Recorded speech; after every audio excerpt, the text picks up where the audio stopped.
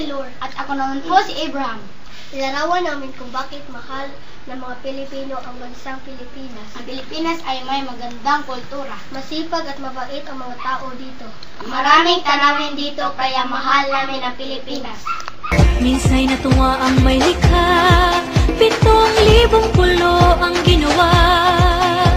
Mga hiyas na inilatag sa malasutlang dagat. At ang bayan niyang pinili, nasa tulog ng bahaghari. Kaya 1,000 kulay lang aakit kumakaway. Ako po si Bea. At ako naman po si Alessandra. Ikakampanya namin ang ikagaganda at dapat gawin sa ating bansa. Ang unang paraan ay itapon natin ang basura sa tamang lugar. Ang ikalawang paraan ay hindi natin putulin ang mga gawi sa kagubatan. At yung huling paraan ay ipagbabawal natin ang dynamite fishing.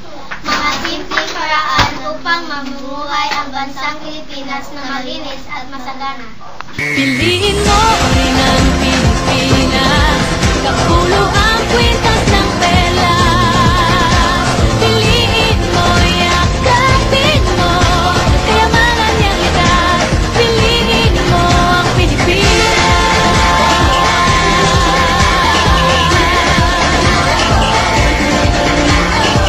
Kasayahang di mapatid, ramdam sa bawat awit. Sama sisig lang inda, mga puso'y lumilipad. Ako po si Joseph. At ako naman po si Christine. Aming lalarawan ang buhay ng mga sinaunang Pilipino. Si Ferdinand Magellan ang unang Espanyol na nakadiskubre sa Pilipinas. Tanging bahay kubo ang gamit na bahay ng mga sinaunang Pilipino. Ang mga sinaunang Pilipino ay mga mabait at masipag na tao